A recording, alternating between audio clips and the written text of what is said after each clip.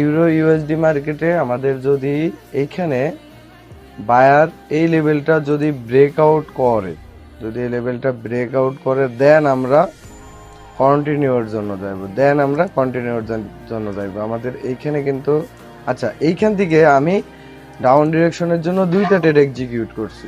এখন বলতে পারেন যে ভাই ব্রেকআউটের ট্রেড নেবেন বললেন, বাট এখানে কেন ব্রেকআউটের ট্রেড নিলেন না? ভাই এটা হচ্ছে আমাদের মারুফুজু টাইপের ক্যান্ডেল বলতে পারেন, বা আপনার এইখানে আমাদের এই লেভেলটা, আমাদের যে হায়ার হাই লেভেলটা ছিল, এই লেভেলটা কি করছে? ব্রেকআউট করতে পারে নাই। ব্রেকআউট যেহেতু করতে পারে নাই, এখানে আমাদের রিজেকশন আসার সম্ভাবনা আছে 70%। রিভার্সাল আসার সম্ভাবনা আছে।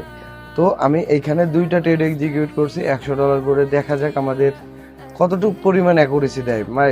মার্কেট কিন্তু অনেকবার এই লেভেলটা ভাঙার ট্রাই করতেছে। আমি যদি প্রিভিয়াসলি দেখাই, এই লেভেলটা ভাই অনেক স্ট্রং। এই লেভেলটা ভাঙার ট্রাই করতেছে, বাট বারবার ভাঙতে পারতেছে না। তার মানে এখান থেকে মার্কেটের ট্রেন্ড কিন্তু চেঞ্জ হওয়ার একটা অপরচুনিটি আছে। দেখেন, আমি দুইটা ট্রেড এক্সিকিউট করছি রিল্যাক্সে, দুইটা ট্রেড প্রফিট হয়ে গেছে। আমরা আবারও সেলারের জন্য একটা ট্রেড এক্সিকিউট করব, কারণ এইটা আমাদের মার্কেট ফার্স্ট অফ অল উপরে গেছিল, যাওয়ার পরে উপর থেকে আমাদের লিকুইডিটি যে কনসেপ্টগুলো আছে, এগুলো তো বাইনারিতে ওইভাবে ধরা যায় না, এগুলো ফরেক্স এর কনসেপ্ট। তারপরও বলি, এখানে আমাদের যেই সেলারগুলো উপরে নিয়ে গেছে, যেই বায়ারগুলো উপরে নিয়ে গেছে, যাওয়ার পরে এখান থেকে অনেকজনের ম্যানিপুলেশন করার পরে মার্কেট কি করছে? ডাউনে ফল হচ্ছে। ভাই এই ম্যানিপুলেশন গুলো যদি আপনারা একটু একটু করে ধরতে পারেন না, আপনারা অনেক কিছু ধরতে পারবেন, অনেক কিছু বুঝতে পারবেন, আর আপনাদের লস অনেকটা কমে যাবে ভাই।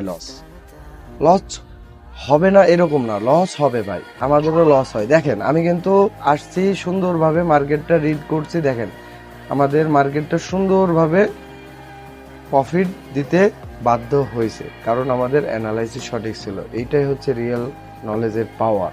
বুঝতে পারছেন? আপনারা রিল্যাক্সে এসে ট্রেড এক্সিকিউট করবেন, একটা দুইটা ট্রেড এক্সিকিউট করবেন, দেখবেন সুন্দরভাবে প্রফিট হবে।